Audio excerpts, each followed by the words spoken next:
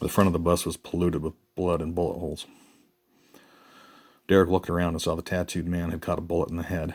What was left of it, anyway. Beardo was looking straight at the assailant as the man slowly rifled through the heap.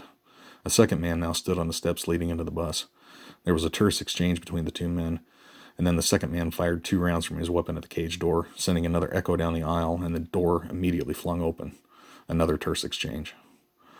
Both men moved into the passenger area, the assailant first. Beardo still had his eyes locked on the assailant, who, as he moved down the aisle, pointed his rifle in the direction of Beardo without looking. There was a bark from the rifle, and then death. More echoing filled the bus. Derek felt his heart beat faster. He could feel his eyes widen, and he could feel a cold feeling down his spine as the assailant stepped closer and casually swung the muzzle at Derek. But then there was a voice from behind that said, "No, that's enough." Without hesitating, the man lowered the muzzle and kept walking without even looking at Derek. The man moved past Derek, and now Derek could see that the second man was carrying a large fur coat, hat, and a very expensive pair of shoes. Derek craned his neck to see behind him. The assailant carefully laid the weapon on his seat, and then after reaching into his pocket, pulled something out.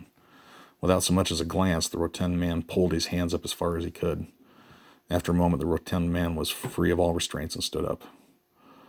The second man helped him into the coat and handed him the hat, and offered the shoes, which were refused.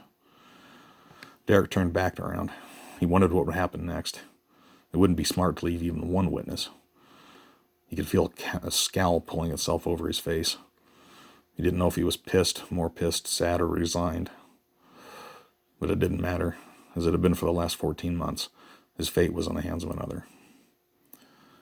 The first 2 men moved past Derek and stood like sentries at the front of the bus.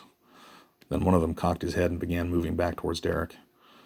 The rotund man was now standing over Derek and made a motion with his hands, and the assailant offered the pick that he had used to free the gangster, obviously.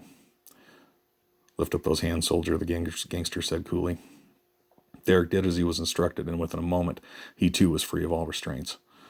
Derek rubbed his wrists and looked up. The rotund man said, "My old man was in the war. D-Day, Battle of Berlin, others too." And he paused for a moment and reached a hand into opposite pockets, and Derek froze. When he removed one hand, it had a cigar, and the other had a lighter. Derek breathed a sigh of relief. There was a bite, a spit, a flame, and then a lit cigar. "Saw your tattoo. It looked like Army. You an Army man?" Derek gave a nod, but no oral response. The gangster bent down a little and used his eyes to try and bore holes into Derek's head. "Good. Then listen up. You can go anywhere you want, but don't follow us. Got it?" Derek could feel a scowl on his own face. He knew he had to answer out loud. "Yeah," he said, a little quieter than he would have liked. The gangster straightened, shoved a hand back into his pocket, still staring at Derek, and produced a huge roll of money. He quickly jerked off the rubber band and peeled off several bills and offered it to Derek. "Don't be stupid." Derek nodded and took the cash without looking at it. And then the only living souls remaining on the bus exited.